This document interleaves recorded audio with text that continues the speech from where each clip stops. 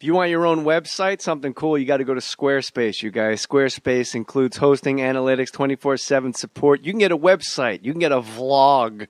That's a video blog. A vlog.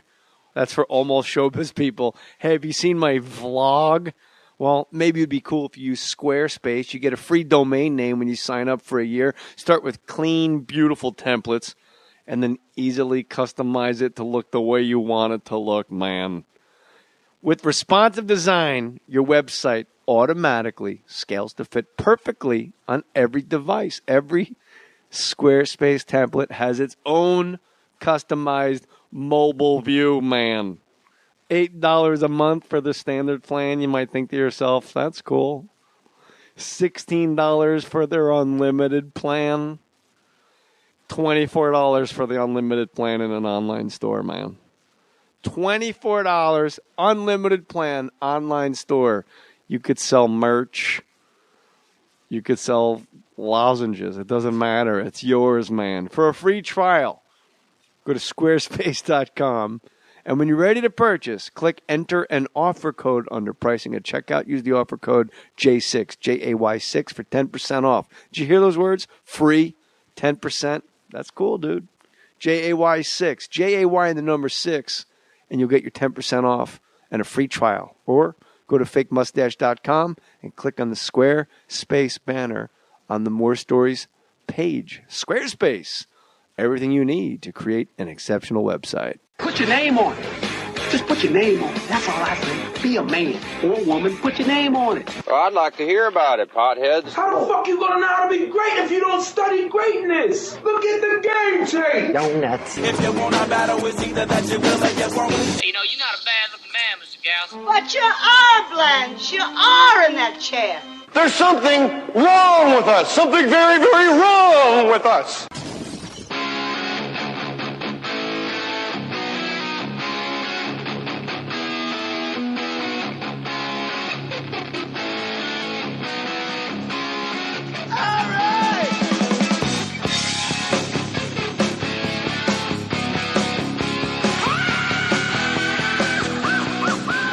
Are we putting our names on it? Is it time to put our names on it? Maybe. Bartholomew, Nathaniel, at 4 Barry Katz, right? At the number 4 Barry Katz. The reason I say it up front, and welcome back, Warriors and friends of the podcast. Barry Katz is back, the 100%er. You and Uncle Dan, still the only 200%ers. You guys had a battle royale arguing about banks, and you both came out 100%ers. Which was shocking. People should follow you more on Twitter. You don't have many followers, but you're incredibly inspirational and positive, and everything this podcast stands for. You have great tweets. You choose wisely your time, and when you do tweet, it's something like super inspiring and cool. Oh, thanks, man. I'm embarrassed to say those who can't manage. So I've tried to assist a lot of people in doing social networking things, but myself, I think I've been on Twitter. Maybe it's 3 months or something like that, or maybe creating holy shit Twitter moments. So, Barry Katz, you're a big Hollywood manager. You helped me incorporate in the state of Delaware. Do you know I'm incorporated in the state of Delaware? You told me I'd get incorporated. My first check from Camp Wilder. Do you remember how much it was? I don't remember how much it was, but I remember that incorporation research conversation, which was weird for me because I didn't even know that at that time that Delaware was the.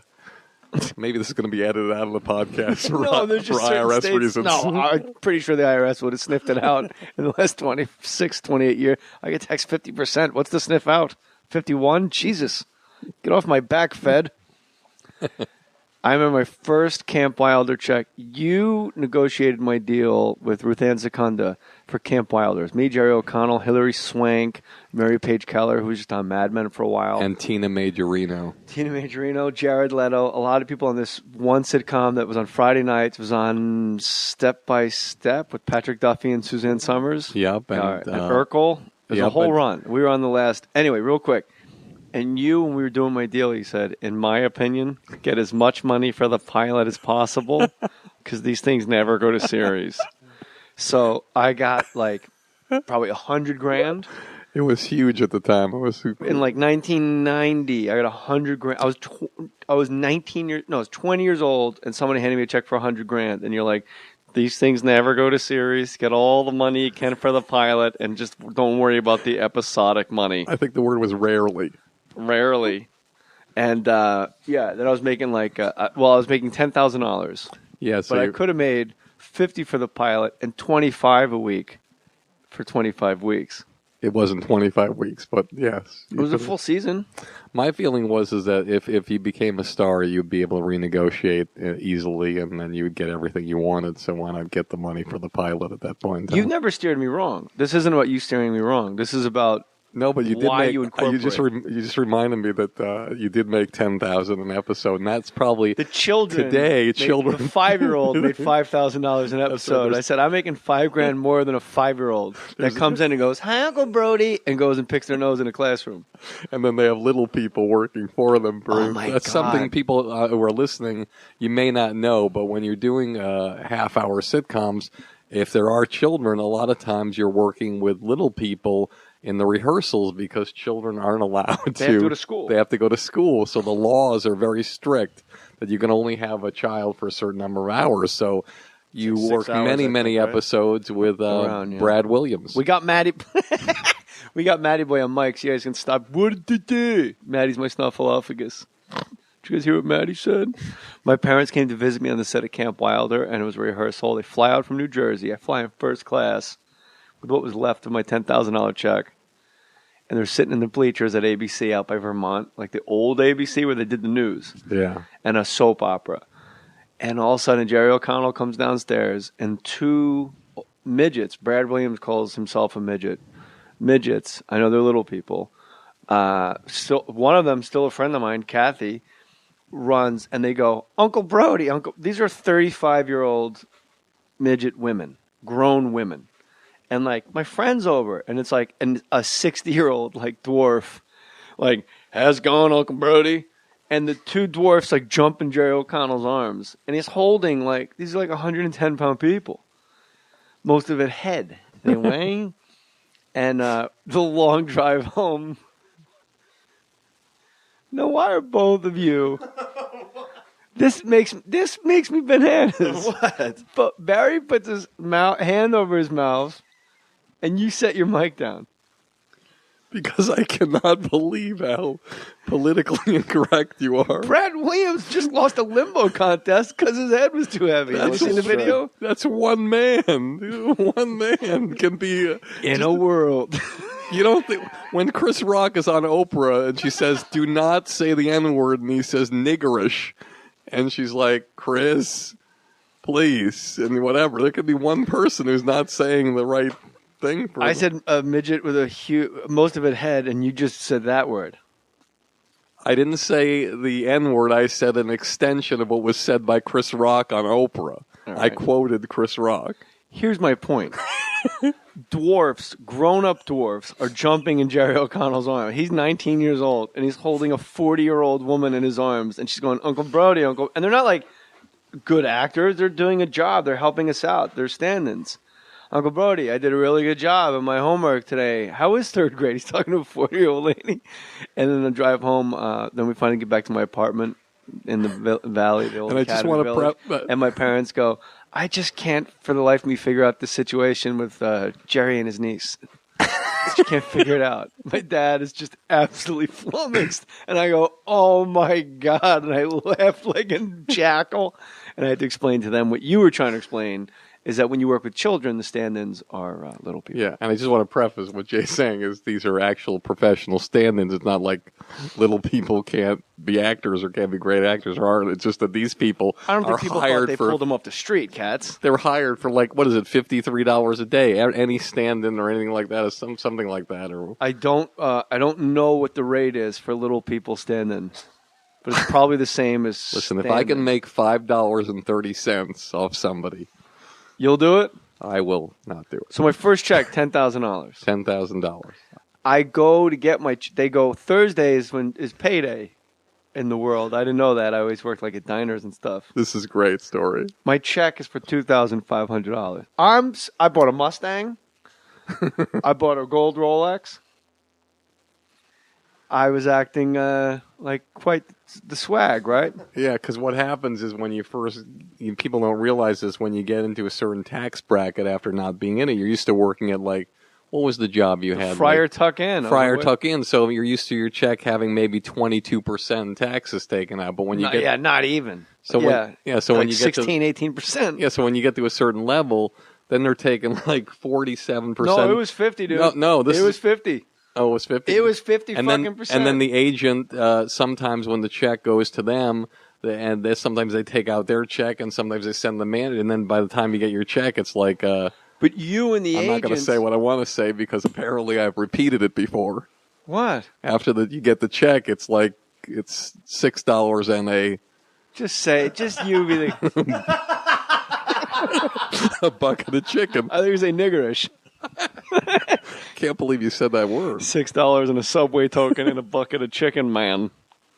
So my first check was for $2,500. Now you may be saying to yourself, how does that happen? How is that And believe me, that's a crazy amount of money for walking in and going, hey, who drank all my root beer? And walking out. Hey, where's your loofah? It's in France. It's a museum. And you leave like sitcom jokes. Mm-hmm. But you think you're getting $10,000. That's the deal. That's what you've told your family. It's 10. You're 19. If you're listening to this, imagine if I told you next week you're going to make $10,000. You're going to be pretty stoked. And the check comes for $2,500 and you go, I just bought a car. I just bought a car for $25,000. What's happening? And I went like, there's been a mistake. I called you. There's a mistake. Something wrong. And you're like, my man. You're in a big tax bracket, man. So Abrams Artist takes 10%. Yeah, so you take 15%. So 25%. But they're not taking after the government takes 50%. They're not taking you're not taking your percentage off of $5,000. No, that's something the audience should know as well. In our business, if you haven't explained it in the past, agents, managers, lawyers who are 5%ers, they take the percentage of whatever the gross amount of money is. So if you're making $10,000 an episode, and then automatically, if you have a lawyer, a manager, and way back then it took 15 and then 10, so you got 25%. So that's $2,500 coming out of the 10,000. Then the taxes, that's 50% of the gross, and you end up with $2,500. Yeah, it was something fundamentally wrong. I could have used LegalZoom at the time, Katz. America was built by innovators and dreamers. Edison, Ford, Jobs, Katz, Cox, Mohr, Corolla. It's inventors and entrepreneurs all around us. People like you, Barry Katz. You got anything you want to patent? Yes, I do.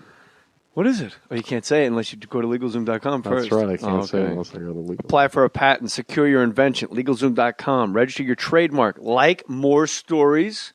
Like jmohr.com. Do you have a web? Barry Katz Entertainment. You have to trademark it, right? That's correct.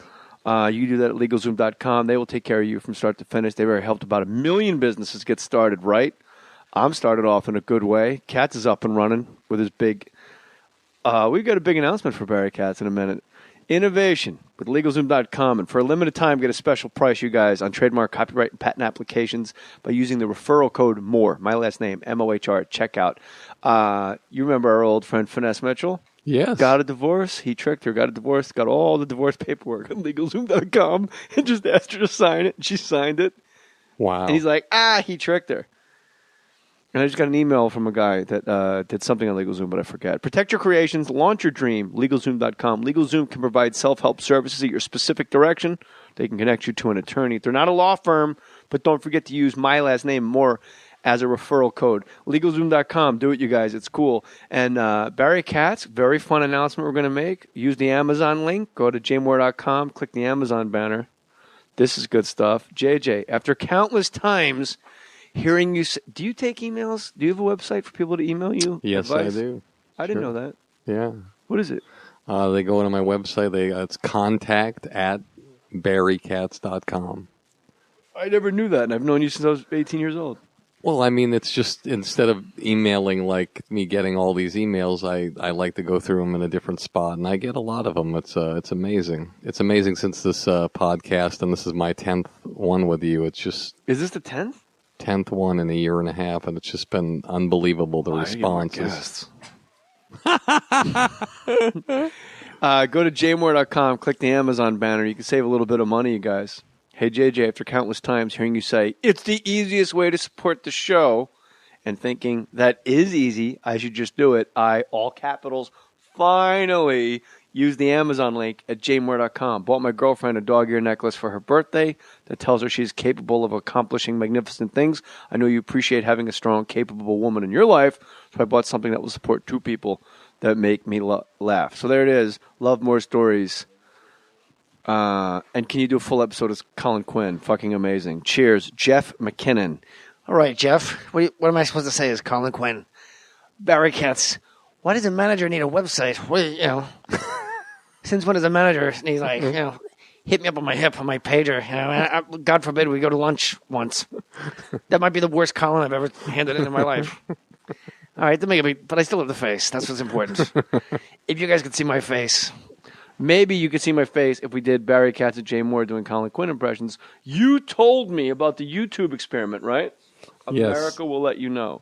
And what ended up happening with that? America doesn't give a shit. 200,000 listeners per show. Uh-huh. It's been up about 3 months, since April. Yeah, 2.5, 3 months around there. 4,000 subscriptions.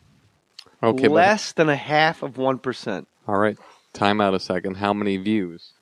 The most views is me getting choked out by Forrest Griffin, 44,000 views. But how many total views? I would say 100,000 total, 140,000. Okay, so 140,000. But there's 14 videos up. Okay. YouTube.com/morestoriesballs. It's over, cats. I don't think it's over. Bro, I'll show you right now. If Conan O'Brien said that when he first started his talk show, it'd be over. Let me tell you something, man. If All in the Family said that their first year, they were the 95th out of 96 shows, it would have been over, and we wouldn't have had one of the greatest shows there was. Did the Germans say it was over after they bombed Pearl Harbor? I don't know. I wasn't alive then. Unbelievably. Diamond Push-Up with me and Joe Manganiello from True Blood. 3,000 views. Brad Williams losing at Limbo. Doesn't say how many views. The least views is me and Jason Biggs and Eddie K. Thomas playing Pyramid. I thought that would have been fun. Me and Matty Boy getting choked out by heavyweight contender Brendan Schaub. Justin Willman's Magic Trick got 5,000. Jay Mohr gets choked out by Forrest Griffin, 41,000. Jerry O'Connell, 5,000. Willie Barcena, 2,000. Frank Marino, 3. Brace from Gigolos, 6,700. Look, me and Phil Henry, 5,000. Pete Holmes, 18,000. Big Pete Holmes fans out there. Okay. And when Barry Katz, 10,000. Me and John DiMaggio doing two black guys talking about hockey, 15,000. I thought that should have been like in the millions. Got it. So basically, though, this is what it showed you, if you don't mind me saying. So tell me. Did I emphasize enough that if you're going to buy something, you should go to jmohr.com and hit the Amazon banner? There you go. Okay. So, so tell me the top 5, just that you mentioned, just because I'm not looking at it. The top 5 where the choking out was number 1, 44,000. What was number 2? Just approximately. Pete Holmes. 18,000. Number 3. Me and John DiMaggio, 10,000. 10,000. And where was my thing? You're about 10,000 too. And wasn't there another one you said something was 15,000 or something? No. Okay.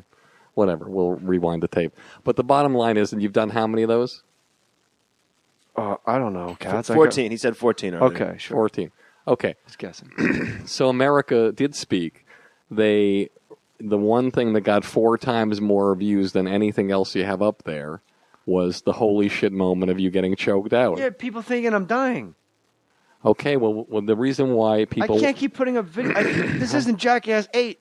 Hang on. The reason people went to see Houdini is they came to see him die. So just remember that. And he died. And he died. There you go. The fuck are you talking about? But the point... You know how he died? The exact same way Forrest Griffin punched me. Somebody hit him in the gut when he wasn't looking. Don't you see trains, planes, and automobiles? That's how Houdini died, you know. Somebody hit him in the gut when he wasn't looking. But the point I'm trying to make is, if I could ever get to it, is that America did speak. They told you created something that really made people want to watch and was exciting. And the animated thing, I believe, is probably your second highest or one of your second highest thing, because you created a moment that was so original and unique with animation that they love that. And so you keep in mind, 0 is a failure. You've reached 140,000 people. You've inspired 140,000 people to look at them. I mean, I think that's pretty impressive. Okay, but that's less than a quarter of the amount of people that listen to the podcast in a month, over 3 months. All I'm asking people to do when they're listening to our voices is just to open up. Look. I just went on it as we were talking. Well, could it be that you named it Mohr Sports Balls, and maybe they don't think that you're taking it seriously and it's a respectful thing? Did you ever think that because I did not use LegalZoom.com that every other name was taken and some squatting fuckface has more stories on YouTube and I can't use my own goddamn name? That's why I'm JMohr37 on Twitter, because some fucking dillhole in Chicago owns J Mohr on Twitter. Yeah, but and that people go, why 37? The first 36 were taken? No, some guy said, if you want to use at J Mohr, you have to pay me $3,000. And I told him, get fucked. No. Wasn't worth it to you, the $3,000? No. Why not? Because I got JMohr37 up for free. And if you type in J Mohr Twitter, it takes you to it. Okay. Or how about this? If you type in J Mohr, it'll come up. If you type in any celebrity. What if the guy said to you, it's $1,000? Give it. I wouldn't pay him. I literally will not hand the guy a dollar bill for that. Do you know What about a bucket of chicken? Nice.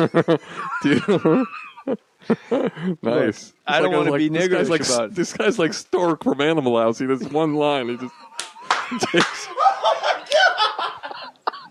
Oh my God. What are we supposed to do, you moron? I believe that was Stork's one line. Yep. Give it up to me, you cock. Stork co-wrote Animal That's House right. with Harold Ramis. That's right. And his one line was, what are you supposed to do, you moron? what are we supposed to do, you moron? All right, I'm going to type in J Mohr on the old computer here. Oh, look at this. J Mohr, J Mohr Sports, J Mohr Podcast, J Mohr Twitter. Right there. All and right. I click it. Boom. Okay. At J Mohr37. I literally would not hand the person a dollar. Well, this is something that out of my son's piggy bank. I don't give a shit about his money. See, I think this is a fundamental thing with artists, and you're there's a stubbornness. If somebody else has something and they have a business everybody has to make money, so some people get names of things. I talked to a guy last week.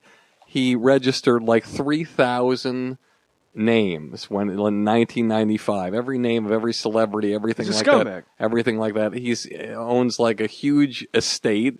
He's a scumbag. He lives in a scumbag house. He's a scumbag. I mean, it's still a business idea, though. Just to take someone's name and right now. But it's legal to. It was legal to do it. It's still legal to do it. Okay, so why is he a scumbag? Because he knows he's dealing duplicitously to make a dollar. It's a shady way. He knows when he lays down at night, if they want to use their own names that their parents gave them, they got to give me money because I bought their name. He knows it going in. Have you ever done anything shady to make money? I did a fucking Snackalicious campaign on the internet. All right. Is selling Snickers bars shady? No. But why are you saying? We're gonna have to edit this one out. The corporate teat just came right into view, and I went, "Let me finish now." Fucking love Snickers. The peanut butter Snickers, no. The peanut butter Snickers, they don't sell at my pharmacy anymore. And you would have thought like they don't carry my gin. I think you could. I'm like, where's the peanut butter Snickers? I think you could go to the manager and have them order your Snickers. Have I done anything shady for money? Why are you repeating the question? Because I'm really thinking about it. I don't think I have. Really? Break it. Oh, shit. Break it down. I'm not breaking. I'm just asking you. You've done shady shit for money. Of course I have. Is that why you have enemies? That's why me and Maddie talk about this, because Maddie Boy now is helping you with our secret thing that we're going to announce. Yeah, and I've done things that I've done things. We can't fit. I don't know why.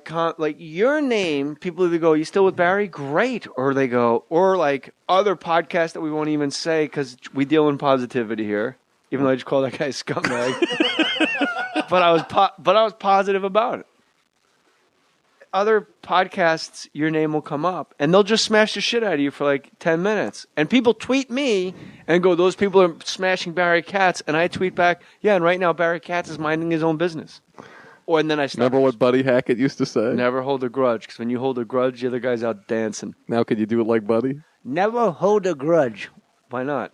Because when you're holding a grudge, the other guy is out dancing. And me and Matty Boy spoke about it. I said, I really think it's because you never like stolen from me. I've never had like Peter Engel or someone you and I or Jeff Gaspin or Jamila Hunter from NBC or like Tracy Fisk at the Tonight Show or somebody go like, I got to tell you something about this fucking guy. I've not one person has ever come to me and said, Barry Katz stole this shit from me. Ever. And I think the reason people have a visceral response to you is because you're a Jew. No, is because you, and I said this to Matty Boy completely honestly, you're the only, you have showbiz in you, obviously, but you don't have, like, Brillstein was that way, but he was such a character larger than life, and you are super passive and under the radar. And Brillstein would go, you're fucking terrible. What do you want me to say? And you would laugh. But you will tell a guy to his face, that's a bad idea. And, you know, when you made fun of Orny, when you smashed Orny Adams in the Stephen Wright movie, or in the movie Comedian, Jerry Seinfeld's movie Comedian, like, the way you talk to Orny Adams in that movie, Orny Adams for the rest of his life, that guy's a fucking scumbag. And all you did is tell him he was... I just told him what I thought was the truth. But it was the truth, because he said, what did Stephen Wright ever do? And he go, he won an Academy Award. You mentioned Bernie. I have to tell you this, because Bernie was the kind of guy who... Why do people hate you, Katz? Why do people hate me? I... Honestly, if I'm the therapy couch right now and I were to say, why do people in the industry hate me? I think that, I mean, not everybody hates me. I mean, no, it's everybody. You said I had 100% approval rating. I'm going to tweet live right now. No. Tweet back, yes or no, if you like Barry Katz, and I'll clue you in on it. Holy Moses. Truth serum in your veins. All right, truth serum in my veins. What did you do shady in this business that would make people have a response negative against you? This is what I do. I'll tell you a bunch of things. When I negotiate deals, I've always been taught to leave blood on the deals. In other words, just if there's any amount of don't leave any amount of money or any deal term on the table that you feel like you can get. Don't ever be in a situation where you walk away knowing that somebody else got the better of you. If it's there and it's for the taking for your artist, you should do it. And I've always fought hard in negotiations, and that's always been a thing. The other thing that I think I've always tried to do things outside the box. So to give you an example of something you may or may not know or remember, when I was a young manager, I had gotten a few people in Montreal at the festival, and that was one of the biggest. That was the biggest festival in the world, and people would get sitcoms from it by showcasing there. And one year, the heads of the festival told me none of my artists were getting in. And I said, I was one of them. Yeah, you were one of them. And I said, that's impossible. I mean, there has to be somebody. No, Barry, this year you're just not going to have anybody. Sorry. And I went to bed, and I got up the next morning, and I started calling comedy clubs in Montreal, but there were only 3 of them.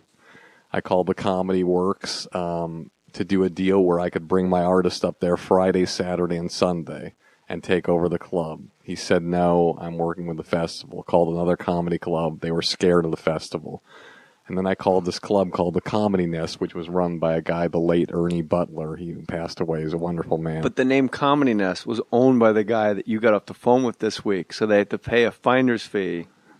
Sorry, go ahead. With LegalZoom.com. There you go. Anyway, so I call him, and I'm just this guy from Boston. I don't have anything going. I mean, really, when you think about it. I mean, and I convince him to give me his club Friday, Saturday, and Sunday exclusively, no rent, no nothing, and I convince him that I'm going to pack the place with industry people, and I'm going to make it happen. I haven't spoken to one of my artists. I haven't figured out how I'm going to get the people in the club, and I haven't figured out how I'm going to get the industry people in, but I convince him, I get him to give me a commitment in writing. I had him FedEx me a commitment in writing. LegalZoom.com. And so now I start calling the artist. I'm calling up these people like Daryl Hammond and Jim Brewer and Tracy Morgan saying, listen, I got this showcase in Montreal. It's all ours. And all you got to do is pay for your flight up in your hotel. See, I would think my managers got rocked. You know what I noticed? You didn't ask me to go. Because you know I would have told you to hit the fucking road. You maniac. I'm going to fly myself to Montreal. If people are getting paid $50,000 to do 20 minutes and I got to pay my own freight, I didn't. What kind of manager are you? I didn't ask you to go because you were on Saturday Night Live. You didn't need to do it probably at that time. So I had people like Chappelle. I had all these people up, and I convinced all of them to pay the money and for the flight, put themselves up, and their meals and everything like that. Now, I told them all I'm going to get all the industry in the world there. It's all going to be there. And then I thought to myself, okay, well, how am I going to do that? Back then there's no email.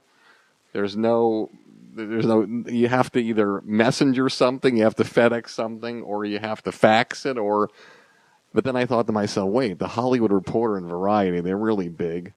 Let me spend the money and put full-page ads in the Hollywood Reporter and Variety. That's a huge amount of money, a full-page Back ad. then, it was it's about like $30,000. It was about back then. Again, I negotiated with them very hard, and I got it That's all for people ever think about. About five.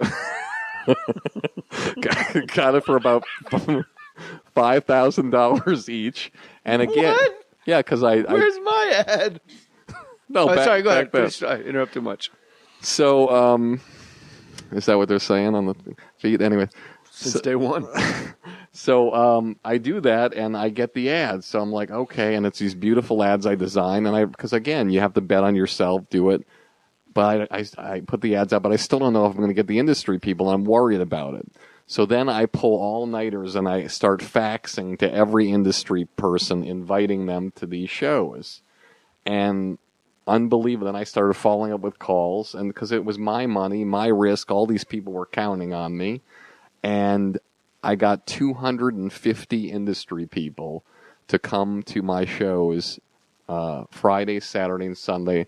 I had people like Tracy Morgan, Daryl Hammond, Jim Brewer, Dave Chappelle, Wanda Sykes, you name it. I mean, it was unbelievable. I like Jay. He's cute. And so I do this, and all the industry people are coming to my shows, and they're not all attending all the Montreal shows because I did it separate from them. However, I did something that I have made the mistake of not doing at times, but I did it this time. I called up Bruce Hills. I said, look, I'd like to do this thing at the Comedy Club at the Comedy Nest. Are you okay with it?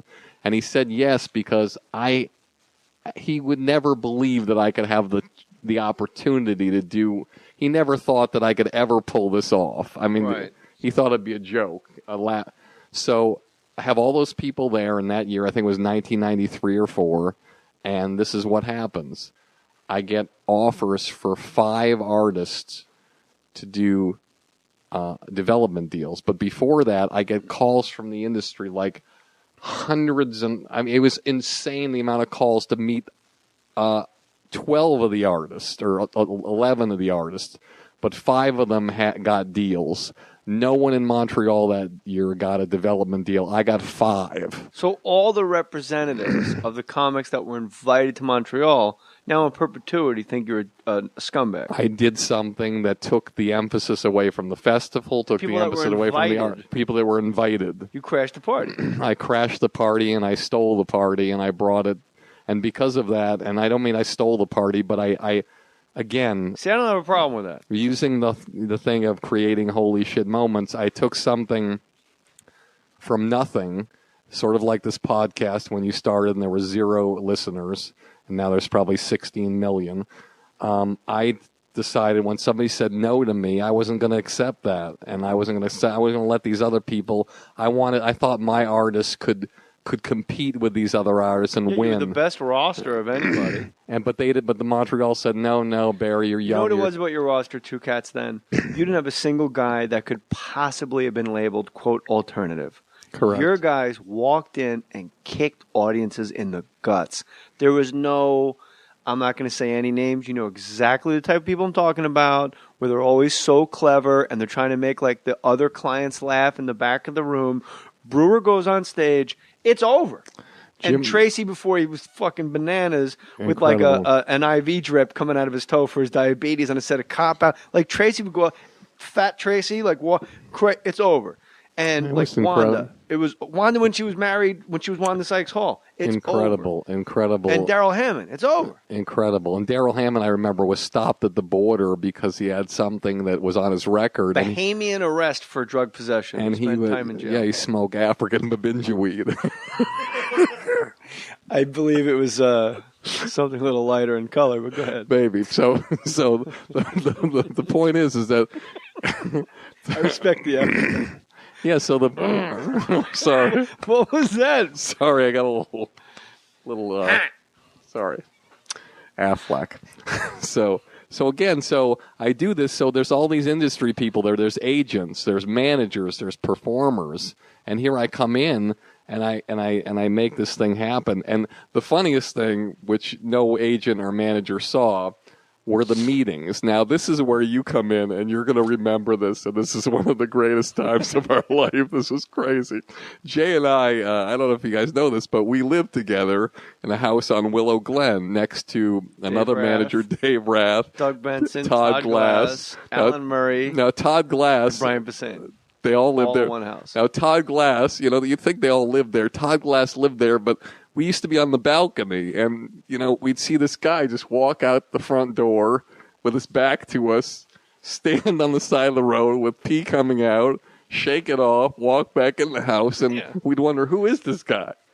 And it was Todd Glass. The bathroom was one flight up. And He was so- too fucking lazy. So one day I knocked on the door. I never even told you this. I said, I got to find out who this guy is and what he is. I knock on the door. He answers the door. He's in a bathrobe. Now, you walked in the foyer of this house, and there was a stairway going up and a wall, and there was just a curtain across. I'm like, hi, I'm just wondering, are you the guy who goes in the bushes and pees all the time there? Yeah, that's me. I said, do you live in here? He said, yeah, that's my room right here. And he pulls the curtain, and he's living in the foyer of the A mattress and a desk. mattress There's a picture and of a St. desk. Bernard named Murphy. That's right. And I said, oh, is that why don't you go to the bathroom? It's just upstairs. It's too far a walk. I figure I can just walk out and pee there. So one day you were having a party, and I'm looking downstairs, and I see a policeman outside their place. I'm like, holy shit, what's going on? It's the back of the policeman, and I said, officer, is everything okay? I turns around, it says, it's Todd. Oh, how you doing, Todd? Is there like some kind of a Halloween party? It's not Halloween. Is there some kind of party where you just? No, I like to have fun on Saturday nights. Yeah. I said, what do you mean you like to have fun? I like to drive in my car in a police uniform and pull over hot girls and people and also Bust hookers and and also drive 'em around. Bust hookers. What are you doing and- out here? Get in the car. I said, you go out as a fake cop? I said, that's a felony. That's a felony. A He big said, felony. nobody catches me. Hey, you know what? It's Western costumes. So what's the meeting you're going to talk What's about? the car? It was just a regular So car. minivan? Not even. Yeah, it was like an Astrovan. It wasn't even close to like a cop car. So It wasn't a Crown Vic. That's ballsy. Crown Vic would have been tight. So most of We these could have. You and I could have pulled it off easy. So most of these artists that were getting the response and interest from the studios and the networks lived in New York City. So now I have to tell them that they have interest and these people want to meet with them. Now, I'm new to L.A. I can't go to several different meetings, so now I have to do something that has never been done before in this town. I have to convince these studios to take 3-hour blocks of time or 2-hour blocks of time where I can go to the meeting and be there with every person in a row. Because I'm not going to go back to Sony 6 times. I want to go once.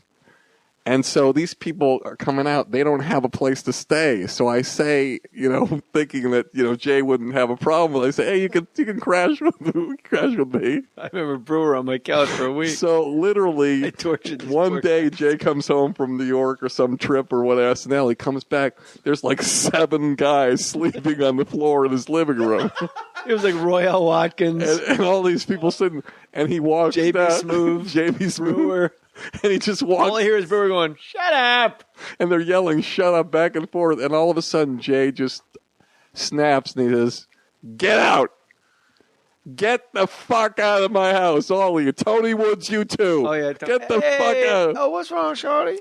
So at like, But Brewer, you can stay. If you know what I mean. but at like 2 a.m, Jay comes in and he just throws everybody out, and they all have meetings the next day and everything like that. I do remember that. I think I did I said, I don't want to seem racist, so I'm going to let a black guy and a white guy stay because I really just wanted to hang out with Brewer. So I let Tony Woods and Brewer stay. But then Tony Woods stayed at my apartment in New York for some reason for like a year. And like 3 years went by after me and Tony Woods parted ways, and there was a message on my answering machine at St. Mark's Place. "Hey, what's up, Shorty? It's Tony Woods, man. Hey, I left a pair of pants in your closet. Them shits is size 40 long, player. Don't even try them shits on. They ain't gonna fit you, Jay Mohr." Tony Woods, like, tall, handsome brother. Yeah. Like, "They ain't gonna fit you, Jay Mohr. Like, don't even try to put them on." I look in the closet, it's fucking, they're hanging there. He was right. Now, I don't want to But it put... was 3 years. That one pair of pants, you're like, oh, I know where they are. They're in Jay Mohr's apartment from 3 years ago. Now, I don't want to paint you as a guy who didn't put up people up, because literally Who the fuck would want 7 people? literally Sarah Silverman used to stay with us on Blakesley. I mean, a lot of comedians stayed with us, and you were very generous. But this was this one time where you just walk in and there's like 8 people in the living room. You're like, this is enough. So anyway, to make a long story longer, you asked me why I'm not, so I do this. I take all these meetings, these crazy meetings, and we get 5 development deals. And literally, after the word gets out of these 5 development deals, I get a call from Disney.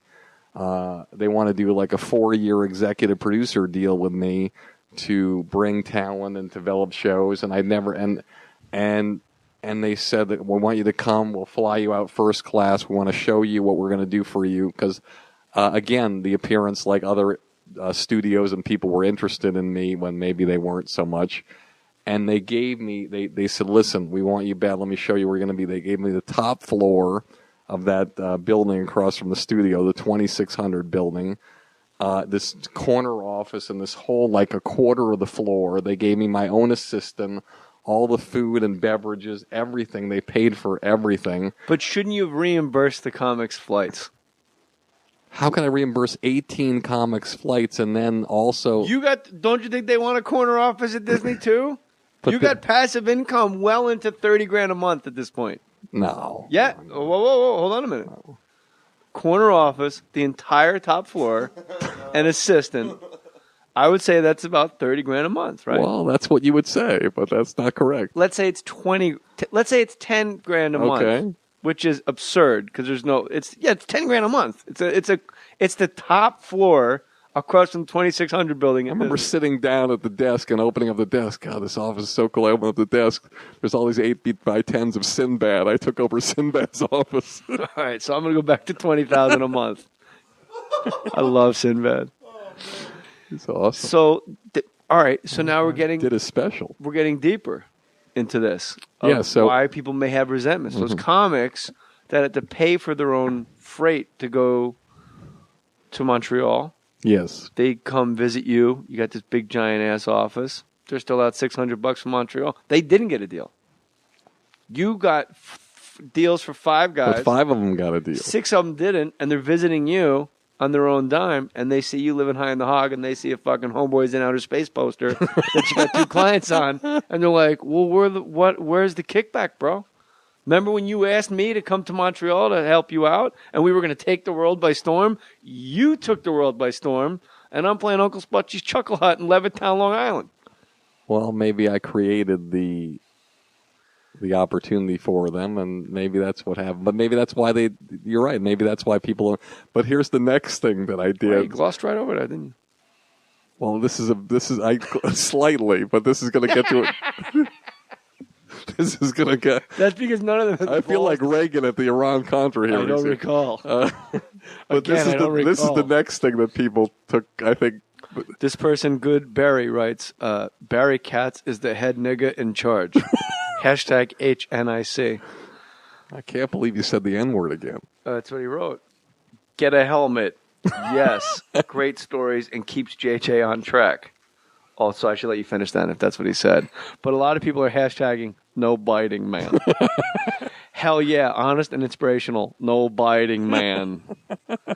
Where's our girl, Alyssa Shineson? I'll get to it, Maddie. There's people here. Yes, his words, Alyssa Shineson, yes, his words are inspiring and motivating. Love him. I guess some people want to be stroked and not told the truth. That's what my theory was with Maddie Boy. E-Voice Cats, don't forget that story. Having your own receptionist would be great, like if Disney gets you your own receptionist. Yes. But you'd have to pay her and smell her perfume. And what if it's some guy receptionist? You scared me there for a second. Huh? Oh, yeah. You got to get E-Voice because you don't have to pay salaries. E-Voice is why thousands and thousands of entrepreneurs like Barry Katz use E-Voice to enhance their image, work faster. You can make more money because you're not paying a receptionist. E-Voice, try it for free. When you go to evoice.com, use the promo code JAY, my name, with eVoice as your virtual assistant. This is cool. You guys are going to like it. This is like something, I believe Katz had this, and so did Matt Frost. With eVoice as your virtual assistant, you get your own toll-free number, dial by name directory. All your calls will be professionally answered and routed wherever you want. eVoice types out your voicemail messages and emails them to you instantly, just like a real receptionist. But you don't have to pay her or him or smell that stupid perfume. With eVoice, your toll-free number and virtual assistant start at only $10 a month. That's it. $10 a month? Operate like a boss, but stay lean like a startup. eVoice has been mentioned by both Inc. magazine and Forbes. I believe in eVoice. I want you to believe in eVoice. I want you to try it for free right now for 30 days. Go to eVoice.com, promo code JAY, eVoice.com, promo code J, or just go to jmoore.com. Click the eVoice banner right now. eVoice. I do actually think you had something like a primitive version of that when I would call you, and it was dial by name directory, but it wasn't smooth like eVoice. Did. So you took all the meetings, you did all that. So this is the next thing where people might feel a little bit of weirdness towards me. So I get the deal. The first day I'm there, I'm in the office at Disney. I look out the window, and I'm just like, wow, this is just... I remember a lawyer did my deal who is your lawyer. Klein time? Debbie Klein. Klein time. And I met with... This will give you an example also, anybody listening, of what's possible. Because this is really amazing. So I met with 3 attorneys who were recommended to me, who shall remain nameless. But one of them was Debbie Klein, who... is a great attorney, but at the time was a young attorney, and I met her in her office, and her office was literally a tiny office, maybe, and when I say tiny, maybe it was 8 by 10, 10 by 10, 12 by 12 at the most, for Hollywood standards. We get it, Katz, the lady in a small office. Jesus Christ. Maybe 7 by 11. 13 by 9. Couldn't fit an L desk. You definitely could not fit an L desk. There's a point to the story. Dirk Nowitzki could not have laid down and stretched his arms out. So I sit down and I meet with her, and I have a great conversation with her. And I just stand up.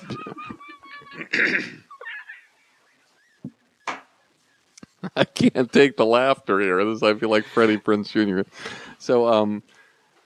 So anyway, she goes to the bathroom. I look around her office, and I see she's got one photo of this guy that I sort of recognize, and I can't really figure it out. And it's signed, Debbie, thanks for all your help with Mad TV, Jim. Was it Mad? I'm sorry, In Living Color, Jim. And I'm like, oh, I wonder who that is. So I asked her who that was when she came back. She said, that's Jim Carrey. I got some good things going for him. I think it's this new movie that we got going that everybody passed on, and we put him in the lead, and I'm hoping that that's going to do well. Okay? So, what happens? It's Jim Carrey. It's an amazing success story. The next time I visit Debbie Klein, her name is on the door of the law firm, and she's in the corner office. So, I mean, it's just things can change in a second. How many comics sleeping in her house? None. So when she did my deal for me, it was the weirdest thing because she called me and she said, "Listen, I got the deal. This is what it's going to be." And I literally, I was stunned because I couldn't believe what it was. Obviously, a small amount of money, like you said. And I said, I can't believe I only have to pay you 5% because lawyers got 5% back then. And she paused on the phone. She says, "Well, you can pay me more if you want to." And I said, "Thank you very much for doing this deal for me." And the next step is I look down afterwards, and there's a little car shop, one of those little places that sell cars that maybe there's 10 cars in. And I look down and I see this black car, and it looks like a really sporty car. And I look down and I can just see written on it, 24,999. So I go downstairs on my first day. I go down. It's a Ferrari. It's a black Ferrari. I remember the black Ferrari. Okay. I stole it. So this is what I'm going to say. I was drunk, and I stole his Ferrari for like 2 days. He thought he boarded it stolen. So I pulled up to the Laugh Factory, and it was like, whoa. Literally, the valet, when everyone's standing in line, like every audience comic, member, from Greenblatt's to like, from Laurel, I'm just like, I got like 16 fucking cocktails at me. I was like, fucking up the clutch. Like, what's up, everybody? But this is what things are going good. Things are all right, hanging in there. So this is what I remember. I was always told that perception was thought of as reality. So if you could have a perceived notion that you were doing well, then that would make people know that you were doing well. So I saw this car. I had to have it. Now, to preface what this car was like, I will tell you Jeff Ross's line at a roast with me, and I hope I don't screw this up, or else I'm going to do a retake. He said in 1980. I don't know why me and Maddie laugh whenever somebody clears their throat. It makes us fucking stupid. Well, you know why. I know why. So he says in 1980, Barry Katz had a dream. His dream was to own a black-on-black Ferrari. And in 1999, Barry Katz's dream came true. He bought a 1980 Ferrari. That's a great joke. And that's what I did. I bought a 1980 Knight Rider Ferrari, which I remember it because my driveway on Willow Glen was almost straight up. So when you came to my house, you would take giant rocks from the street and carry them up like a day laborer and wedge them behind the rear wheels of your car because the emergency brake didn't work. That's right. And you were afraid the car was going to roll backwards out of the driveway, but it was going to roll backwards out of the driveway. But you had to do it on city streets. You would just find like garden gnomes and shit out of people's front yard and just literally wedge like a garden gnome under this this car, man. I would take them from Todd Glass's front door. So anyways, so I remember the Laugh Factory thing because I called you up. I didn't tell you what I did. Okay, I didn't tell you that I bought the car. I just called you. I said, "Are you at the Laugh Factory?" And you said, "Yeah." I said, "I'll meet you there." I pull up to the Laugh Factory. You walk out, and I'll never forget this. I'm about to give the keys to the valet. I have the keys in my hand, and you said a sentence to me, and then you just grabbed the keys from my hand, the valet, and went around him and got in. The sentence was, "Get the fuck out of here." You just took the keys, got in, and drove off, and I didn't see you again for 48 hours. I was taking cabs all over the town. I went right to the Improv, hung out at the Improv for a little while, had some pops, went over to the Comedy Store, went back to the Laugh Factory when I'd figured you had cleaned out. When you had taken a cab back to Willow Glen. So here I am. I got my first deal at Disney. Everything's going well. I got a Ferrari, and I'm driving a cab to work. Because you stealing the keys, though, that just makes so much sense to me. Just the way you did it, and just like having a few in you, get the fuck out of here, and just grabbing the keys, and boom, and you're gone. So I didn't say let me take it for a test drive. So no, you just said get the fuck out of here, and you went.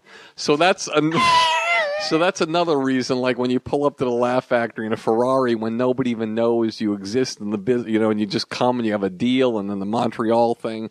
And then the last thing I think I'll say, there's so many other things why people don't like people and why they do or whatever. But I think when you rally around artists who nobody really gives the time of day to, and Thanks. At the time, because they're young and they you don't even know if they can act or do anything or be relevant in the business.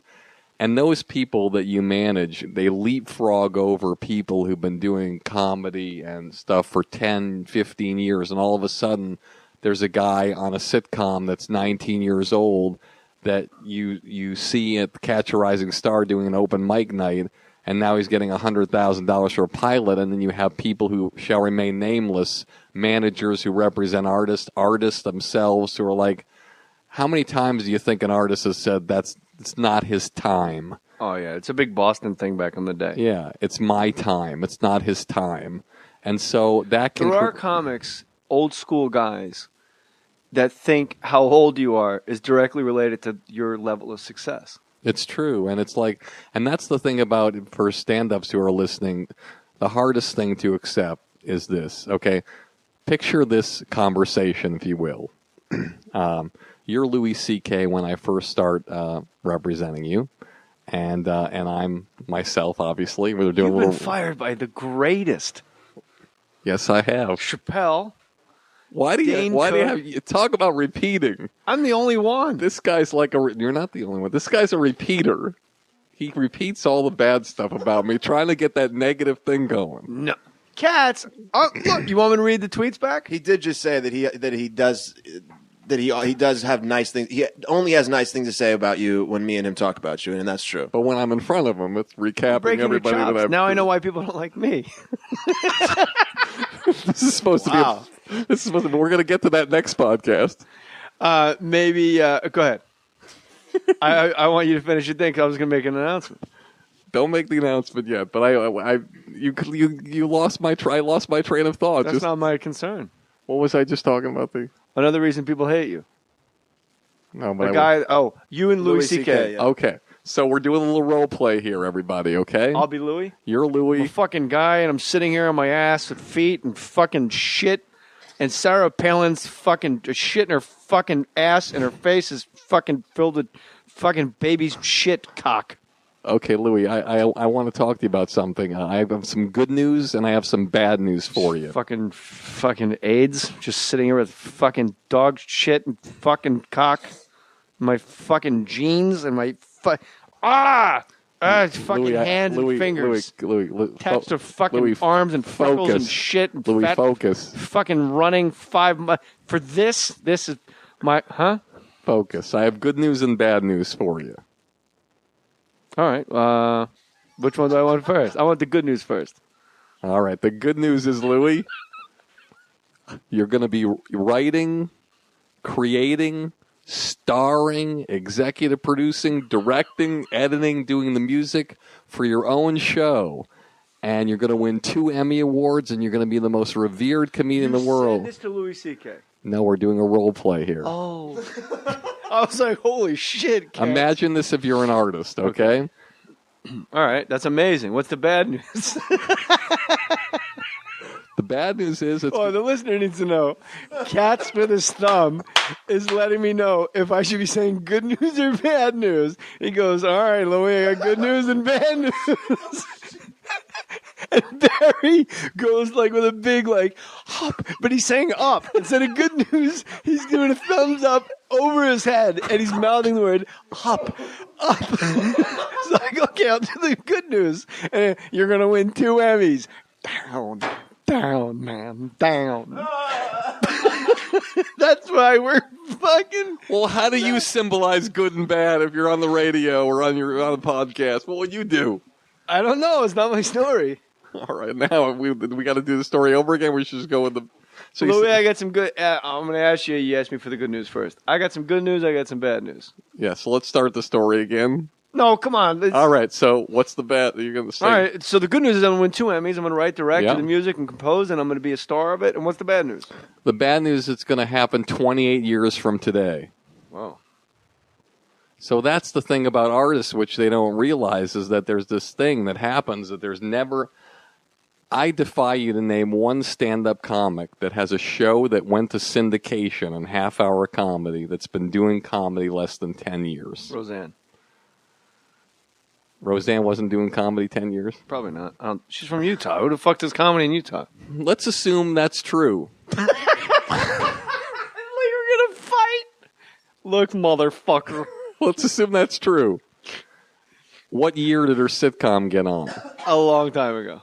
So now Like her 30 years ago. her 28 years goes in the other direction. She goes first, kaboom, or Sinbad up front, kaboom, and then it's 28 years. Me, for example, kaboom, and 28 years. You've never had a show go to syndication. However, you have had a show that you created that went, I think, 100 episodes, which is Last Comic Standing. But you've been in the business how many years? Thank you, House. I've been in the business 28 years. 28 years, no show that. What's the longest amount, the most amount of episodes you've ever done in half-hour television? Last Comic Standing. I'm talking about in half-hour scripted television. Two seasons. 2 seasons, about 44 episodes. My wife goes, I don't know how you remember everybody, because my wife remembers nothing. And I go, I finally figured it out. It's because every show I've been on only lasted 12 weeks. So I know everybody. Every show she's been on went 6 years, and it becomes the fucking blur of human beings and dwarfs jumping into people's arms. Boom! So if you're a comedian, we need a callback button or something. So if you're a comedian and you're creating your own show, the odds are against you if you haven't been doing comedy 10 years because you haven't found your voice. You don't have the maturity to deal with the craziness that can happen. I mean, I was just on the phone with somebody it was a fascinating thing. They remembered they were around when I had Chappelle, and he had his last sitcom, the 7th out of 8th pilot that he did, and I'll never forget. We had a meeting with Peter Roth, who was at Fox at the time, I believe, if I'm not mistaken. And we go there, and they have a conversation that they want one of the cast members to be Caucasian instead of African American. And he just lost his whole self. He couldn't handle it. And the next day, there was an article in the Hollywood Reporter saying that that company was racist, and that he was leaving the sitcom. He wasn't going to do it. And he was out. I don't even think they had a name for it yet, but it was ready to do a pilot. So, because a lot of times it's an untitled show. So the point is that a lot of people are in situations where they're not ready at the time mentally for the stuff that has to happen. Even Dave. Everyone listening knows what I want to say the name of the sitcom was. Go ahead. No, that's another story it's an unbelievable story about that sitcom. That was the one before it. And that was We're literally. Oh, you're not. Oh, I know what you're saying. I'm sorry. Chris Rock on over. The name of the sitcom was with Chris Rock. Yeah. And so a lot of people even. Like, whoa! I wish that was true. Even Chappelle, in when he had the 10 years under his belt, and he did the Chappelle Show, which is the most successful. Pound per episode, the most successful half-hour show in history, probably. Inside Amy Schumer. Kidding. Go ahead. Yeah. So I mean, Dave Chappelle Show has sold more DVDs than The Simpsons, and they've done 350 episodes, and he did 22 or something like that. And so, but the thing is that even 10 years in, when he had the Chappelle Show, there's there's regular intelligence, which I don't mean to give you a big head, but if people don't know about you, you're a very brilliant guy. You have a photographic memory. You're school knowledge. But there's also emotional intelligence with your ability to deal with things and how you deal with things and how you handle things, which I would say on the air here is not as strong as your intellectual intelligence. But it's also new. It's like a toddler. Yeah. The one has a so comedians tend to. Comedians tend to have this creative intelligence and this amazing intelligence when it comes to whether they're book smart, college, or that kind of creative intelligence. But the emotional intelligence and how to navigate through situations that are these really rough situations that they're not used to, where people are coming at them at all different directions, it's very, very difficult. I mean, and I don't know how much, I don't want to take up too much time, but I think this is an amazing story when you think about it. With Dave, I mean, he's a guy that I think it could be argued, and we've had disputes about this a lot, but, I think, he's one of the most brilliant guys I ever met. You know, from when he was 18, he just had this natural ability. Dave Chappelle. He was 16 when you met him. 16. And he just had this natural ability that just, you know, and it wasn't that he was working hard. It wasn't that he was getting up at 6 o'clock in the morning and working till 2 o'clock. In the beginning, he didn't work hard at all. It was this natural thing where, I mean, the guy pissed comedy. I mean, he just could go up, and it was frustrating to artists that worked really hard because they didn't understand. But you could never dislike this guy as much as you tried. He just was just a lovable guy who didn't have an angry bone in his body. But what happened, and that phrase that you say that I always forget, systematically. This business is designed to systematically deduct joy from the moment of closure. Yes. So what happened with Dave in the beginning, you know, you start getting the pilots and it's exciting and you're working, and then the first one doesn't get picked up and the second one doesn't get picked up and the third one. And then all of a sudden it's 7 pilots in 8 years that don't go anywhere.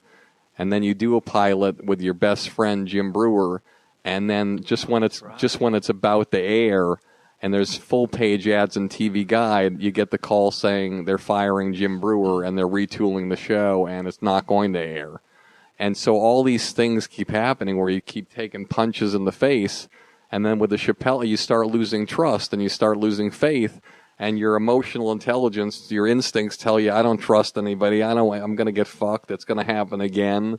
It's like somebody who's been married and divorced. So when Doug Herzog has a check for $55 million, Chappelle goes, something's going to happen when I go pick it up. Yeah, it's just you just. Neil Brennan had a good point when he was here. He goes, people always act like he just turned down $55 million.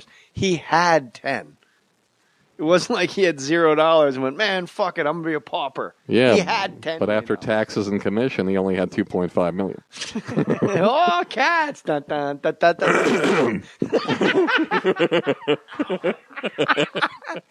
You said something very interesting that I want to touch on, and we'll bring this full circle. And that is, he didn't work hard at all, and a lot of comics that do work hard resented it. I don't work hard at comedy. The writing, and John Heffron's been here, and we've had great. John Heffron's one of the most naturally funny people in the world. Never wrote a joke down in his life. Goes on stage and talks about his childhood, talks about his dad, talks about his marriage. That's it. And I think the guys that are you can correct me on this or give your opinion of it.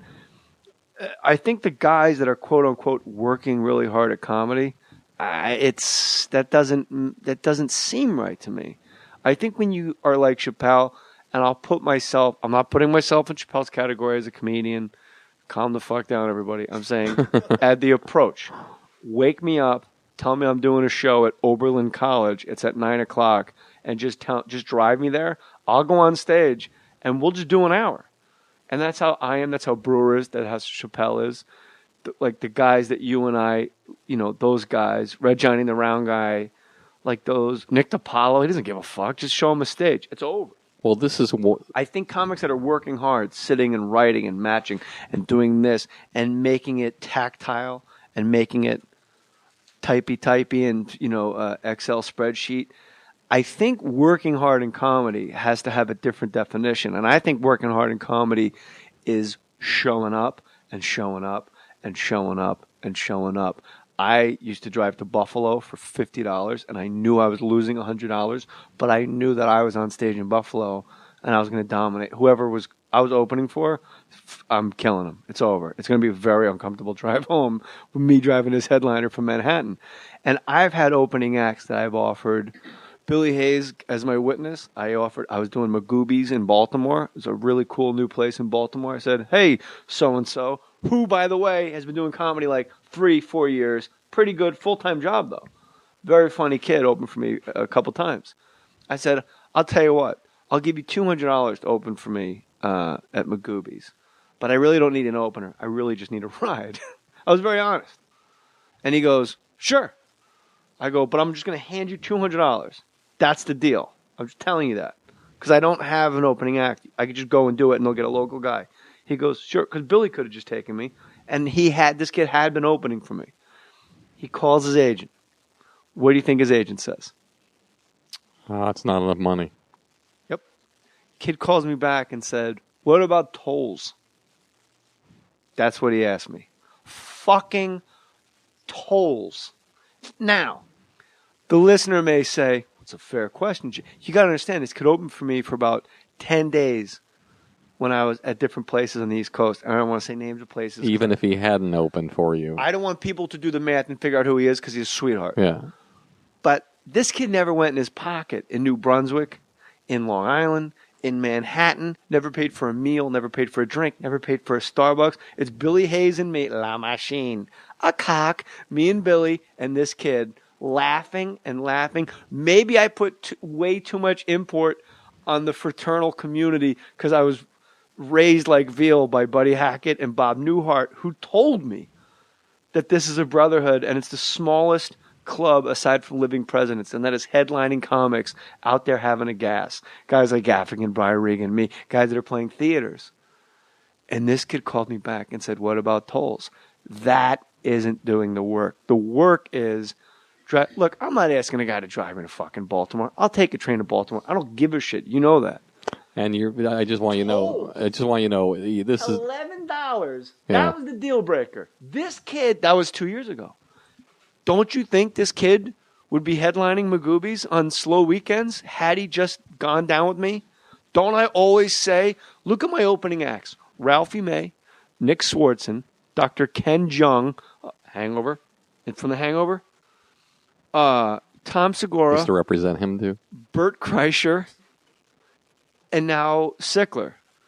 All these guys that have ever opened for me, I've always gone to the club owner and said, you gotta fucking see this guy. Let him go on after me. He can follow me. He can close this room. He can close that room. And the minute I stop paying these fucking guys, they're gone. They're gone. Which is sad. It's unbelievably sad because I thought these were my closest friends. And I have stopped calling people to see how long it is before they call me back. And like Master P said, when the money get low, there they go, there they go. And these guys, and you know exactly the guys I'm talking about, Ralphie still checks in. I will say that. But I used to pay these guys $1,000 to open for a weekend. That's right. There isn't a comic alive that says, I know the club pays you, but here's $1,000 because I want I created a show for comics. And you can make fun of Last Comic Standing, but you and I both know, God is our witness in our heart of hearts. The reason was for that show was when people would ask me who my favorite comics were, they didn't know who I was talking about. I'd say my favorite comic is Dave Attell. I love this guy. I love that guy. I love Jim that Norton, guy. Norton, Ralphie May. Brewer. These are the funniest guys in the world. Yeah. And they destroy. Like Ralphie goes on stage. It's over. I mean, it's over. Comedy draft, first round draft. We talked about it. Yeah. But the minute I stopped paying those guys, and now those guys are headlining clubs. And let me ask you this, Barry Katz. Not Ralphie, obviously. Ralphie's one of the most generous men I've ever known in my life, to a fault. Out of all the guys you've ever known that I've paid $1,000, including guys that were quote-unquote road managers, I didn't need a fucking road manager. Just trying to help somebody out. And you know me, I don't have to pay for friends. You've always tried to help people out, and that's the reason why, if you notice... But let me ask you this real quick. How many of those comics, now that they're headlining, do you think are going into their pocket to pay their opening act on the road? Very few. Very few, because it's about paying it forward. And some one tweet, I could just blow up 8 guys and say, hey, when they tweet from the road, sold out, I want to thank my opening act, this guy in Miami. Do you give that guy $1,000? Because that's what I gave you, since we don't talk anymore. And you know what's weird is I want to say this, I never ever pushed, even to this day, I've never called you and said, have this guy open. No. Even Bert Kreischer, who I represented at the time, you picked on your own. Because I was always worried that, if I suggested somebody to you, that maybe they might do something that was disingenuous, like you're talking. I always didn't want to be in the middle of that, even though I believe that people that I work with would be perfect. Even now, today, I know like 20 people. No, it's Ryan Sickler, and that's it. Yeah, so I don't... Or I just get a local guy that I never heard of, and I just cut him to 10 minutes, and I do an hour and a half. Ryan Sickler flew himself to Denver to open for me. And they put him up at the Comedy Condo, which they don't do for opening acts. Wendy Curtis, though, is just... She's head and shoulders above everybody. Yeah. And Ryan Sickler in the green room said to me, I need to talk to you. I know all the shit you've been through with that guy, and I know the bullshit that went down with that guy. I need to talk. They're literally going, are you guys ready for... They're about to bring Ryan Sickler on stage. Ryan Sickler, co-host of the Crab Feast podcast, said, I don't want a fucking dime from you for my entire life. I can't tell you how much fun it is just sitting here having a good time and doing comedy. And guess who headlines the fucking Melrose Improv? Guess who headlines the Irvine Improv? It's and true. He deserves it. And we've never had a discussion about anything. He checks in. And then if you do try to give him anything, even if he turns it down or he doesn't, it doesn't matter, because the fact is, I remember something that happened long ago where I learned this lesson. A guy who got me started, Chance Langton, a comedian in Boston. Give Chance a piece. What is it? All we are saying, give Chance a piece. Anyway, so Chance got the opportunity to open for Rodney Dangerfield. And he got like a tour, a New England tour with Rodney Dangerfield. And he was killing and getting standing ovations. And I remember he drove back because I was doing the door for him at a club called Play It Again Sam's, one of the places I'm at.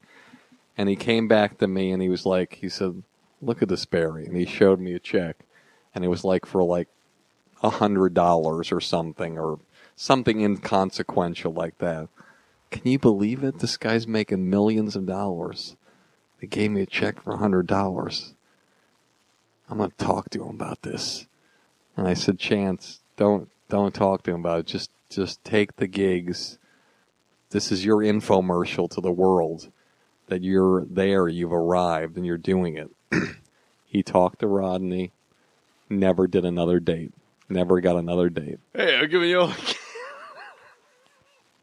It is fucking amazing. $100. That is the most schnorr move I've ever seen in my life. But I mean, it wasn't about that. It's like the thing. It's like there's a young comedian who's really brilliant. Her name is Bethany Dwyer, and she was... I'm sorry, did you say a female comedian was brilliant? Yes, I did. That just seems odd to me. Go ahead. And I hope she doesn't mind me saying this, but actually it's public knowledge because you can see on Twitter. She was saying how Gary Shandling tweeted her and said directly, I think your material is brilliant. And I love what you tweet and how you write it, and it's so great. I'm paraphrasing. And to me, there's no money exchanged hands, but it's like no one can ever take that away from you as an artist. When, again, another guy I think is a genius says, hey, you're funny. You downplay yourself and you don't think you're brilliant, but you are. I think I'm fantastic. Okay. I'm waiting for the rest of the country to catch up with how I think about myself. The thing is, these guys working with you, again, that's like the gift. That's like the gift in the beginning. That's what it is. And here's what's going to be tweeted as a soundbite of this conversation to person A, person B. Working with you, these people need to understand that working with you is a gift. In the beginning of their careers, working with you is a gift. It may not be a gift now that they're headlining working with you. It's not a gift. But back then, it was a gift. And that's the thing. And that's, look, you opened for Elon Gold. Maybe Elon hasn't, gotten to the place maybe that he wants to be at yet or whatever. Maybe he will, maybe he won't. Fun. But the point is that... I just wanted a gig.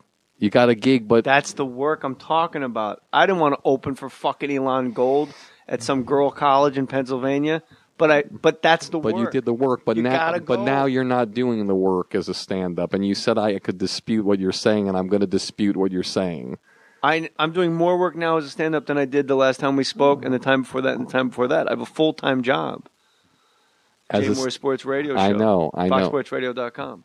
I know. I'm talking about stand-up only. Okay, so I'm not talking about the reasons why or how many jobs or whatever. I'm just saying back then your drive to Buffalo and hanging out for 8 hours and thinking about the comedy and in your hotel room worrying what you're going to do, how you're going to blow that guy off the stage. Those are the hours you put into your stand-up, and you worked hard at it, and that's why you rose so quickly back then. Now you're at a certain level with your comedy where if you disagree with me, you tell me. Your comedy is, I don't want to say it's plateaued because I think it is getting much, much stronger. lately as you've done the radio show, because it's really like this thing is kind of inspiring you and really like it just gets your wheels going. But the fact is that your trajectory now, it's like a sprinter who's trying to break the world record and trying to go. It's incremental. You can't. But in the beginning, when the sprinter was starting, he'd go take a second off his time. Can I tell you something? Yes. Matty Boy can be my witness. Since I started the radio show, Maddie's seen, I would say, 20 of my shows since January. Yeah, at least, yeah. I've never put more work into my stand-up. Work. This kind of work. The typing Excel spreadsheet bullshit work. I've never worked so hard to memorize things, to go in certain places, and to be Carlin-esque with the words and the phrasing of certain things and the enormous chunks of new material. I did 2 hours and 20 minutes at Foxwoods because I had to just get it all out. And you can be my witness because you saw the old hour before the Showtime special. Right, yeah, sure. And now you see me at the Melrose Improv and you see me like at Irvine and stuff. Mm-hmm. You've seen the work. Absolutely. Yeah. Absolutely. Right. I've never worked this hard at this can go here. Perfect example. 2 years ago, April Foolishness. What am I going to do? I didn't know what I'm going to do. I was so unprepared. I was nervous. This year, later, dude. Fucking light them up like a sniper. I had it. I'm going to open with this. This leads into that. That leads perfectly into this. That leads into this. And the big call back at the end about the Liberace Museum. We're out of here. Got it. Well, let's talk about, can we just talk real quickly about a hard-working comic? So there are in every walk of life, it doesn't matter if you're an accountant or whatever. Glad you're fired up for me and my I am, work. because we're going to get back to that. I am fired up for it. If you came to one of the shows. You'd know, Barry. That's cold. No, I'm always a little. It's weird that you don't just stop in when I keep telling you I have a new hour and 40 minutes. Well, now I've got my wake up call. Yeah, I didn't. Sometimes I want to share this with the listeners. Here you go. Sometimes you have this thing about you that's like this, like you're one of those people who never appears to. You often say, "Oh, I can't stand these people who just come by and they just, they pander to the artist, or they come by, or they just shake their hand. They think they're relevant or whatever." And I've always felt that you weren't one of those people. Like, if I showed up, I showed up. If I didn't, I didn't. You always said. But I'm always a show off at heart. And you've known me since I was wearing, literally when you met me, I was wearing a varsity wrestling jacket that said JJ. That's true. Stitched right here. That's true. Right? Uh-huh. I'm still that guy that was a show off. I guess you're right. I have an hour and 40 fucking minutes. I'm begging you to get a new special on the air for me. And you're going to have it. You've always had I know, but it's like some internet weird shit like Louis and those guys. And I don't want to do that Radiohead, like, if you click here, it's a new release. Say what you want. But fuck that network. Let's get paid and get to work. Then you'll have something different. You have everything you want. Let's make our big announcement. I can't finish this point. Oh, I apologize. That's okay. Don't apologize.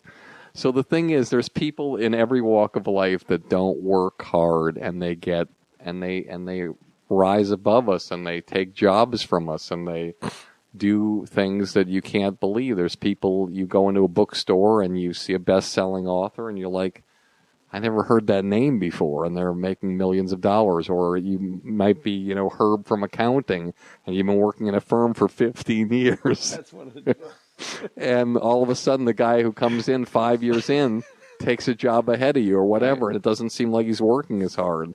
So it happens. Chappelle at the time wasn't. But those people won't do it for the 28 years. That's true, and that's the difference. Where's Fabio? Where the fuck did he come from? What's a Jonas brother? Where are they now? Well, you know what I mean?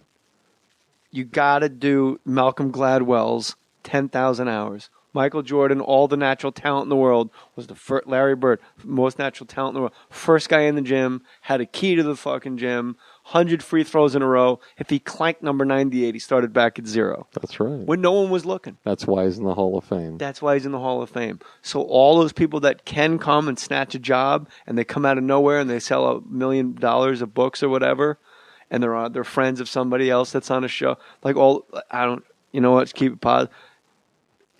28 years. But for those of you... Is it going to be like Wanda Sykes? She had a show. She had 3 shows. Yeah. But you know what? She's headlining Borgata Casino and she might 20 years after that show. That's right. And going full circle to Louis C.K., if you were interviewing Louis C.K., he would tell you he wasn't the smartest worker in comedy. Just a fucking guy that's an idiot that's here. He wouldn't tell you. He just on a fucking floor with AIDS. But he just continued. Shit and fucking But he starving just Africans. But he just continued and fought forward and drove forward, and one foot after the other, as they say, and you just keep going. And that's the way it is if you're a stand-up or anybody in this business. It's just about keeping going, keep pushing forward. Nothing ever. Comedy is sort of like renovating your house and hiring a contractor. It never happens before the date they tell you, and it always costs more. And when it does happen before the date, you got to redo that shit in a little while. That's right. You come home and the arbor's done, you're like, wow. And then a year goes by and you're like, this sucks. This is not a very well put together machine here. And so you just got to put Barry Katz from P. Pernod. Get a helmet. Great stories. Barry Katz, I rather like him because he reminds me of Broadway Danny Rose.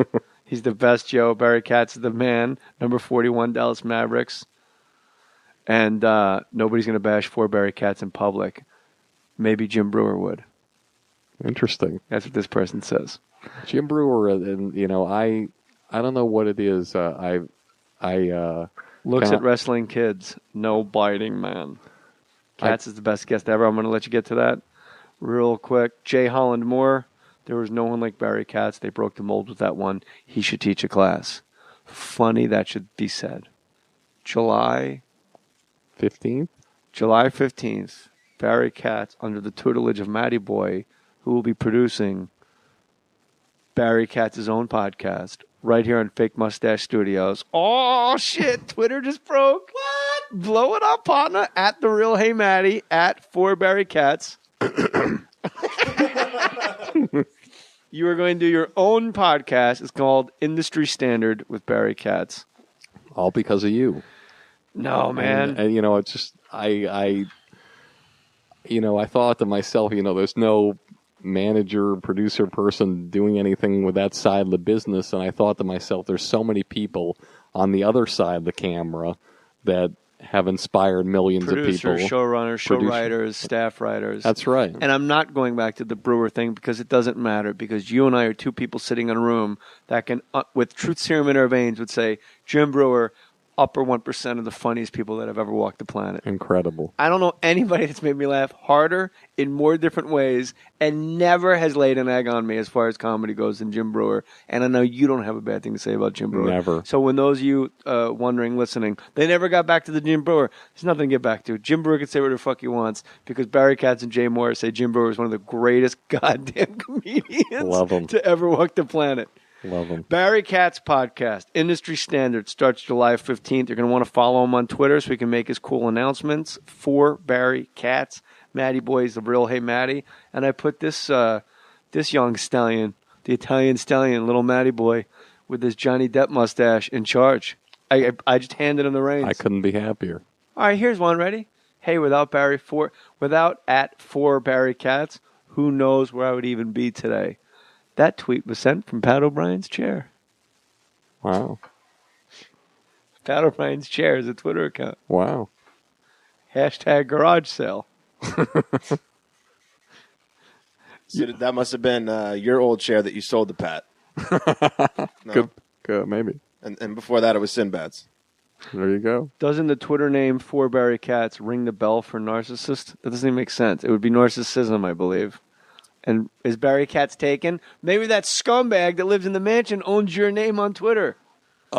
Surprisingly, I tried to get Barry Katz, and some guy has it that's made 3 tweets in 2007 and never, or whenever it was, and never used it again. But the guy who works for you tried to get me that. Frosty?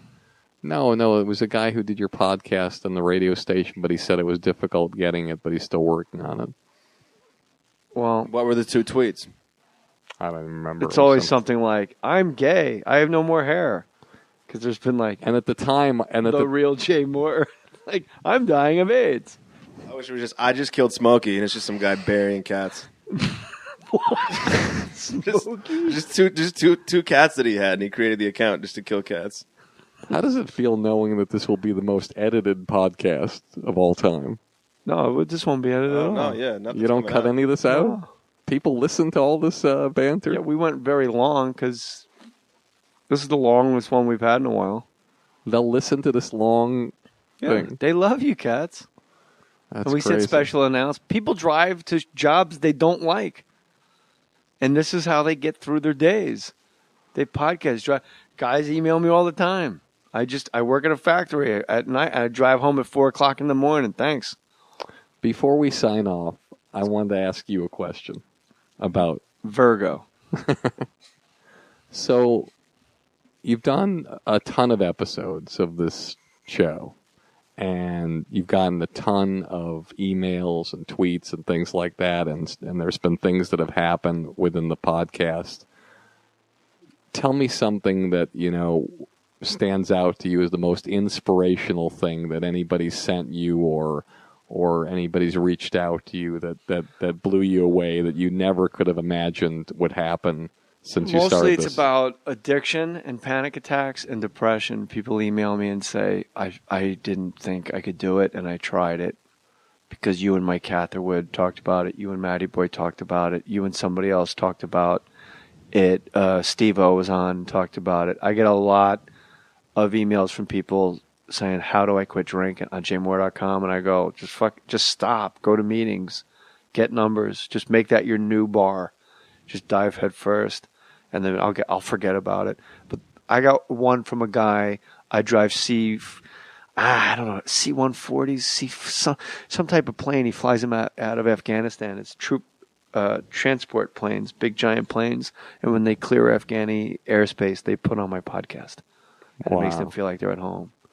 And that's great what you just said. Make that your new bar. I'm embarrassed to say that I have never heard that expression.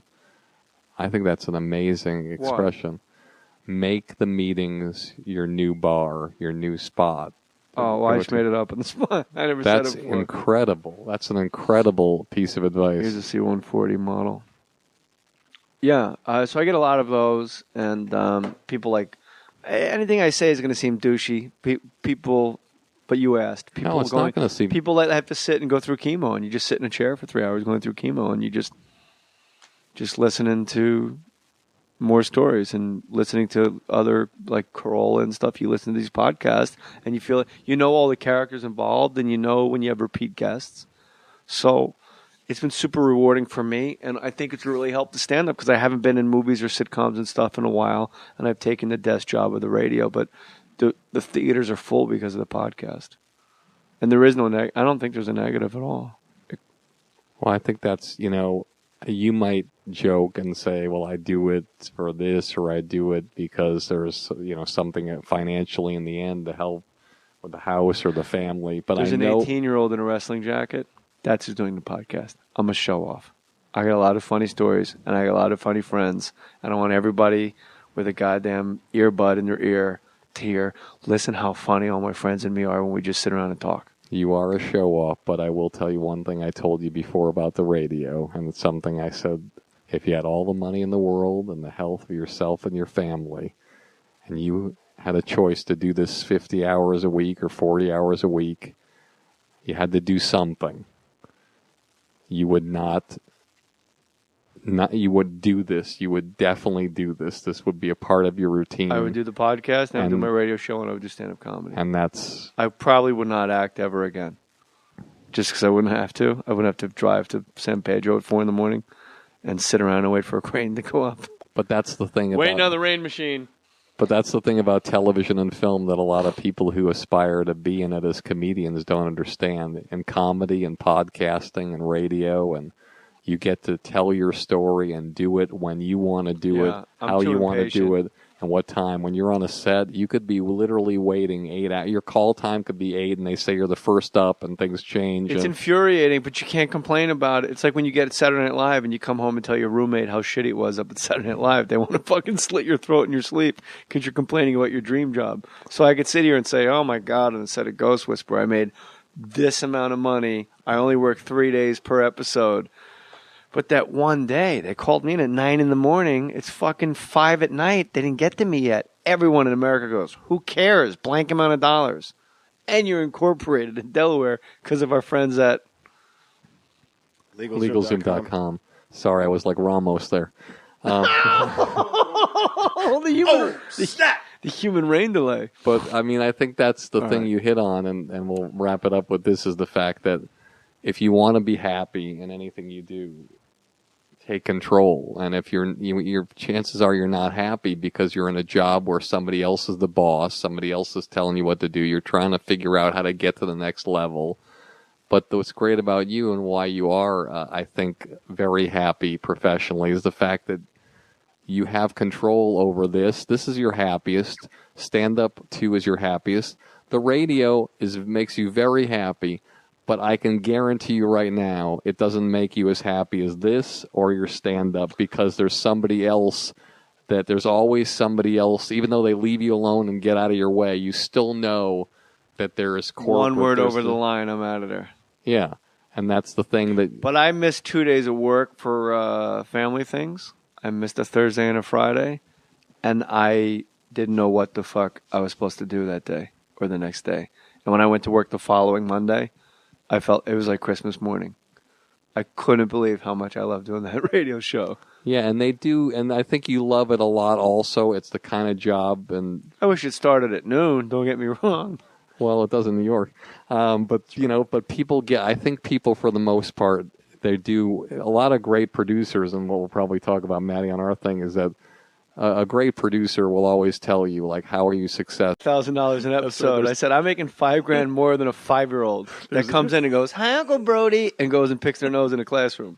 And then they have little people working for them. Oh my That's God. something people who are listening, you may not know, but when you're doing half-hour sitcoms, if there are children, a lot of times you're working with little people in the rehearsals because children aren't allowed to. They have to go to school. They have to go to school, so the laws are very strict that you can only have a child for a certain number of hours. So you work many episodes with Brad Williams. We got Maddie. We got Maddie Boy on mics. You guys can stop. What did they do? Maddie's my snuffleupagus. Did you guys hear what Maddie said? My parents came to visit me on the set of Camp Wilder, and it was a rehearsal. They fly out from New Jersey. I fly in first class with what was left of my $10,000 check. And they're sitting in the bleachers at ABC out by Vermont, like the old ABC where they did the news. Yeah. And a soap opera. And all of a sudden, Jerry O'Connell comes downstairs, and 2 midgets, Brad Williams calls himself a midget. Midgets, I know they're little people. Still, one of them, still a friend of mine, Kathy, runs, and they go, Uncle Brody, Uncle. These are 35-year-old midget women, grown women. And, like, my friend's over, and it's like a 60-year-old, like, dwarf, like, how's it going, Uncle Brody? And the 2 dwarfs, like, jump in Jerry O'Connell's arms. And he's holding, like, these are like 110-pound people. Most of it head. They weighing. And the long drive home. Now, why are both of you... This makes me bananas. What? But Barry puts his hand over his mouth, and you set your mic down. Because I cannot believe how politically incorrect you are. Brad, You know, you're not a bad-looking man, Mr. Gals. But you are, Blanche. You are in that chair. There's something wrong with us. Something very, very wrong with us.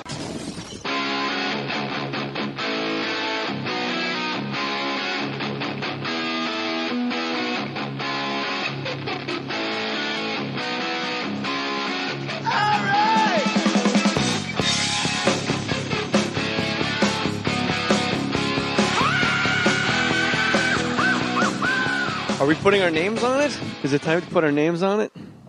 Maybe. Bartholomew, Nathaniel, 4 Barry Katz, right? At the number 4 Barry Katz. The reason I say it up front, and welcome back, Warriors and friends of the podcast. Barry Katz is back, the 100%er. You and Uncle Dan, still the only 200%ers. You guys had a battle royale arguing about banks, and you both came out 100%ers. Which was shocking. People should follow you more on Twitter. You don't have many followers, but you're incredibly inspirational and positive, and everything this podcast stands for. You have great tweets. You choose wisely your time, and when you do tweet, it's something like super inspiring and cool. Oh, thanks, man. I'm embarrassed to say, those who can't manage. So I've tried to assist a lot of people in doing social networking things, but myself, I think I've been on Twitter, maybe it's 3 months or something like that, or maybe creating holy shit Twitter moments. So, Barry Katz, you're a big Hollywood manager. You helped me incorporate in the state of Delaware. Do you know I'm incorporated in the state of Delaware? You told me I had to get incorporated. My first check from Camp Wilder. Do you remember how much it was? I don't remember how much it was, but I remember. If you want your own website, something cool, you got to go to Squarespace, you guys. Squarespace includes hosting, analytics, 24/7 support. You can get a website. You can get a vlog. That's a video blog. A vlog. That's for almost showbiz people. Hey, have you seen my vlog? Well, maybe it would be cool if you use Squarespace. You get a free domain name when you sign up for a year. Start with clean, beautiful templates, and then easily customize it to look the way you want it to look, man. With responsive design, your website automatically scales to fit perfectly on every device. Every Squarespace template has its own customized mobile view, man. $8 a month for the standard plan. You might think to yourself, that's cool. $16 for their unlimited plan. $24 for the unlimited plan in an online store, man. $24, unlimited plan, online store. You could sell merch. You could sell lozenges. It doesn't matter. It's yours, man. For a free trial, go to squarespace.com.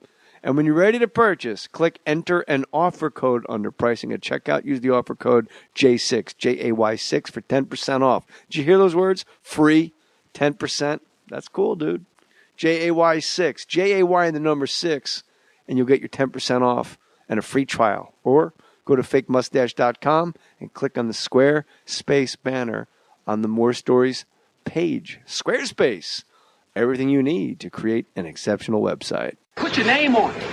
Just put your name on it. That's all I say. Be a man or a woman. Put your name on it. Well, I'd like to hear about it, potheads. How the fuck you gonna know how to be great if you don't study greatness? Look at the game tape. Donuts. If you wanna battle, Williams just lost a limbo contest because his head was too heavy. Have you seen the video? That's one man. One man can be in a world.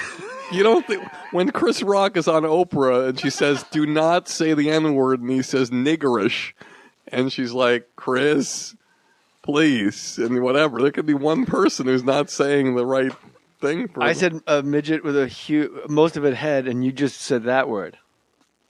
I didn't say the N-word. I said an extension of what was said by Chris Rock on Oprah. Right. I quoted Chris Rock. Here's my point.